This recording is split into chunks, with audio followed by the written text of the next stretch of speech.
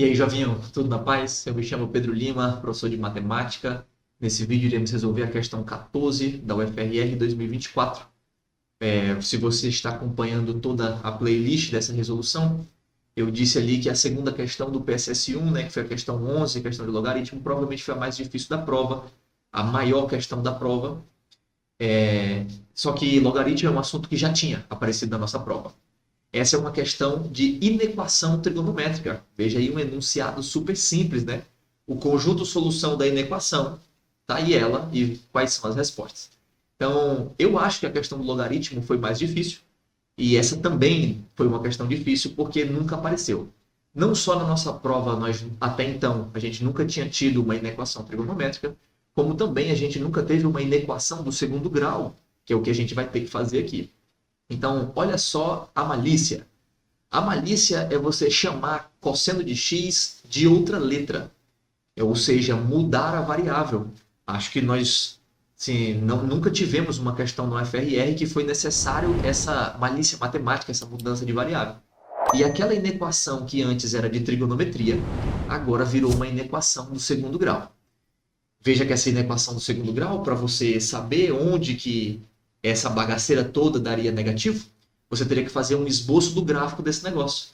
O gráfico desse negócio você sabe bem que é uma parábola, porque isso daqui é algo do segundo grau, né? Um polinômio do segundo grau. Então, se você fosse atrás das raízes desse polinômio por soma e produto, dificilmente você ia conseguir achar, porque a soma e o produto serão frações, né? Então aqui a gente vai ter que calcular o delta mesmo e fazer do jeito clássico. Então, delta b ao quadrado menos 4ac, quando você fizer essa continha, vai chegar num delta 25. Até então, tudo dentro dos planos, né? Um delta que tem raiz exata, Deus é mais. Então, o meu y será menos b, mais ou menos a raiz de delta, sobre 2 vezes a. Muito cuidado aqui no 2 vezes a, né? A gente é muito acostumado a sempre ser 2 vezes 1. Então, quando o a não é 1, normalmente a gente esquece. Então, significa que o meu y é igual a menos 3 ou menos meio, né? Agora, nós iremos voltar o y para cosseno de x, porque afinal de contas eu quero saber sobre o x e não sobre o y. Mas assim, antes a gente tem que fazer a análise do gráfico, né? Aquilo ali vai ser uma parábola, então, de concavidade para cima, porque o 2 é positivo, né? Significa então que quando você substituir y que estão entre menos 3 e menos meio, você encontra respostas negativas. Quando substituir y maiores que menos meio, respostas positivas, e y menores que menos 3, respostas positivas também. Como eu queria que aquele negócio todo fosse negativo, menor que zero, então eu concluo que o meu y está entre menos 3 e menos meio. E aqui sim a gente volta o y para o x, né? Então significa que o cosseno de x tem que ser maior que menos 3 e menor que menos meio. Note que o cosseno, ele está preso entre menos 1 e 1. Né? O módulo do cosseno é menor ou igual a 1. Então significa que dizer que esse cosseno tem que ser maior do que menos 3 é irrelevante para a nossa análise, uma vez que seria impossível ele ser menor que esse cara. Né? Então a gente nunca consegue quebrar essa condição. A gente está preocupado mesmo na outra. Cosseno menor que meio. Né? Então aqui você faz um círculo trigonométrico, só para você ter uma ideia. E bem aqui você marca o menos meio no cosseno, que seria o eixo x, né? Assim, o das abscissas, né? O que está deitado. E você vai perceber que há vários números que são menores que menos meio. Todos os números que eu pintei em amarelo aqui. Vários, no caso, infinitos, né? Dentro dos reais. Então, tem infinitas possibilidades.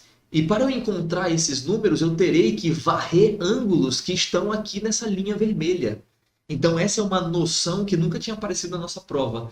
A noção de perceber os ângulos que você está varrendo para os x's que você está encontrando. Aqui no caso, o x que eu me refiro de uma maneira muito informal, peço perdão aos meus professores da UFRR, no caso, os números que estão no eixo das abscissas, né? Os cossenos, é isso que eu quero dizer.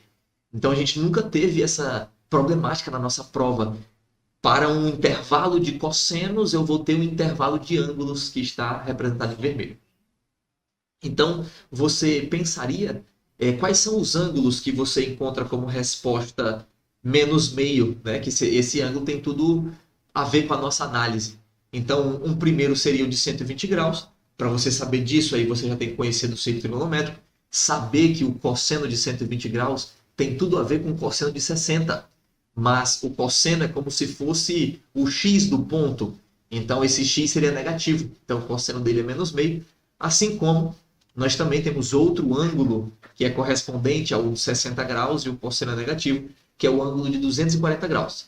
Isso significa então que aquela linha vermelha vai varrer ângulos que são mais que 120 graus e menores que 240 graus. Note que no enunciado ele falou no intervalo de 0 a 2π, né? Ou seja, só na primeira volta.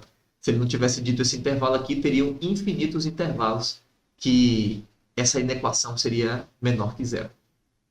Aqui a gente só está pegando da primeira volta, que é do 0 a 2π. Então isso significa que o meu x, né, que era o ângulo que está lá dentro do cosseno, tem que ser maior que 120 e menor que 240. E transformando isso para radianos, nós encontramos então a letra C de casa. Então essa questão aqui no assunto de inequação trigonométrica, eu diria que é uma média. Ela não é assim a questão mais difícil do mundo, mas por nunca ter aparecido, provavelmente também, assim como a questão 12, né, do PSS1, provavelmente foi bem errada pelos vestibulantes que fizeram a prova nesse ano.